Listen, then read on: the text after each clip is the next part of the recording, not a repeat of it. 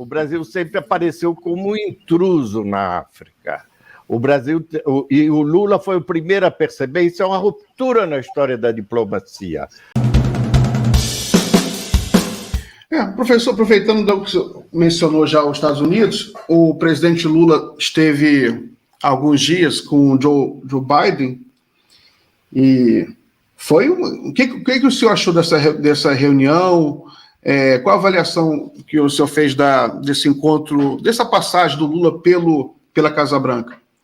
Não, está todo mundo de acordo que foi uma tomada de contato, inclusive estava previsto só 15 minutos de encontro, até prolongou um pouco mais, mas para mim aí é um desvio profissional. O que me interessou foi o Lula fazer questão no final de dizer que vai a Angola e Moçambique, que vai retomar a política africana. Isso é uma coisa que está fora do esquadro da América Latina e está fora do esquadro da política, do que a política americana e europeia acham bom o Brasil fazer ou deixar de fazer, entende?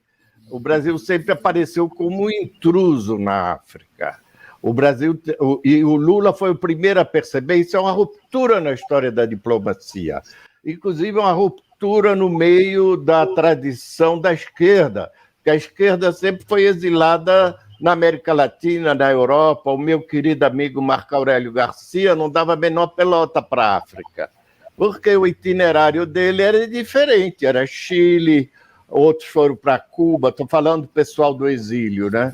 Darcy Ribeiro, todo esse pessoal é latino-americano primeiro. A ideia é que você tinha que integrar a África e a África lusófona na política brasileira vem de um outro tipo de gente, vem do Miguel Arraes, vem do Paulo Freire, que andou por lá. Miguel Arraes ficou exilado 20 anos na Argélia e conhecia o Amílcar Cabral, Agostinho Neto, Samora Machel. Então, isso tudo é uma novidade na política brasileira que foi posta em prática pelo Celso Amorim e que retoma, na realidade, uma política do Santiago Dantas e do Afonso Arinos, na época do governo Jânio e Jango, que era favorável. Na época, esses países, Angola e Moçambique, eram colônia portuguesa, à independência de Angola e de Moçambique. Eles eram favoráveis ao fim do colonialismo. Então, para mim, é que isso foi mais importante. No governo Lula, o Brasil abriu mais embaixada, teve mais embaixada na África do que na América Latina. Vejam bem, embaixada, não consulado. Consulado, claro, que tem muito mais na América Latina, porque só na Argentina tem uns 10, no Paraguai, na Bolívia e tal. Mas lá tem mais embaixada do que na América Latina. Então, para mim, isso foi o mais importante. Eu espero que vá adiante. Carlos? Sim, sou eu. Professor, eu estava conversando aqui com o Miguel nos bastidores aqui pelo WhatsApp. O senhor não sabe, mas eu conheço o seu filho, o Matias, e o senhor não faz ideia onde que nós nos conhecemos. Quer dar um chute?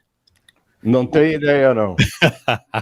Em Luanda, porque eu fui o primeiro correspondente de uma TV brasileira na África, fui correspondente da TV Brasil em Angola, baseado em Luanda, morei 2 anos lá, sou casado com uma diplomata, né? Então, coincidiu dela ter sido transferida para lá, e a TV Brasil foi 2008 a 2010 que eu morei lá, era um momento em que a EBC ainda estava caminhando construindo, né, um projeto de TV pública e estava procurando um correspondente para a África, exatamente nesse contexto que o senhor mencionou, de reaproximação com a África, de ampliação de relações comerciais. Eu não entendi, você me conheceu em Luanda? Porque eu tive Não, eu conheci o seu filho. O meu filho esteve lá. O também. Matias, porque ele estava fazendo as pesquisas lá para a tese de doutorado sobre petróleo.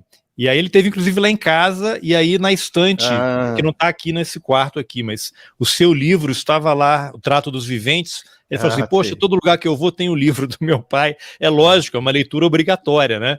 Então estava o livro lá, e depois nós fizemos um contato, porque quando eu voltei para o Brasil, eu trabalhei num projeto chamado Presidentes Africanos, com Franklin Martins, o senhor foi entrevistado em Paris.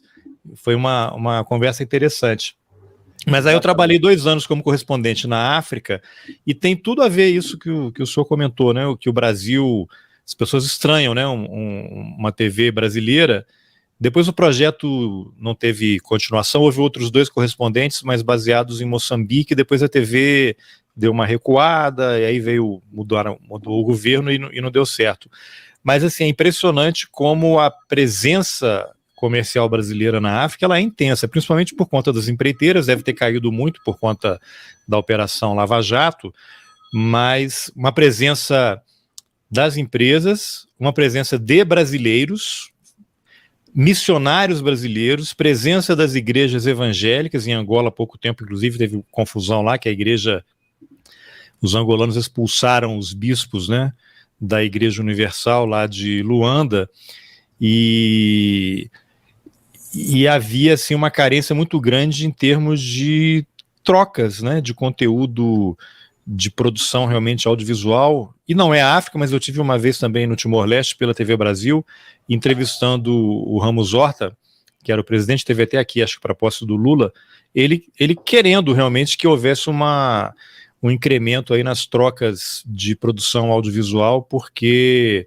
os timorenses precisam aprender português, apesar de ser o idioma oficial. Na época, acho que menos de 10% da população dominava o português, né? Porque quando houve a independência em 75, os indonésios invadiram Timor-Leste 13, 15 dias depois da independência e ficaram 25 anos, e foi um dos processos mais cruéis de ocupação na história da humanidade, né? Os timorenses foram tratados de uma forma cruel, eram impedidos de falar português, eram abusados de todas as formas, né? Então...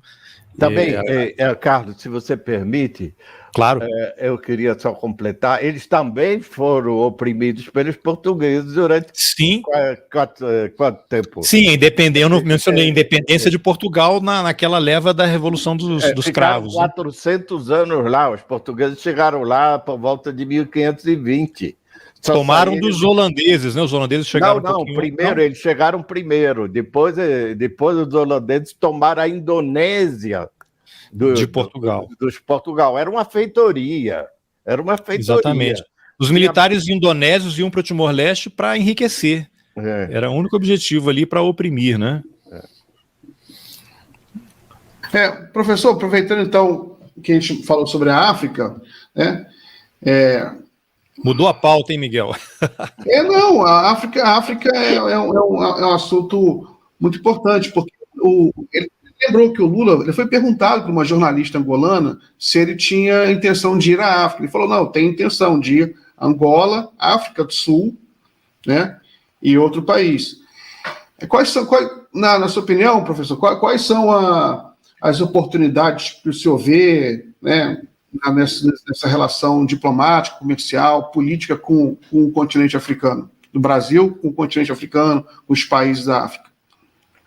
Bom, eu acho que a própria concepção do Lula até evoluiu, mas o fato é que a entrada das empreiteiras lá, e da Petrobras, e da Odebrecht, foi ainda na época do governo militar ou do governo Sarney, foi há muito tempo.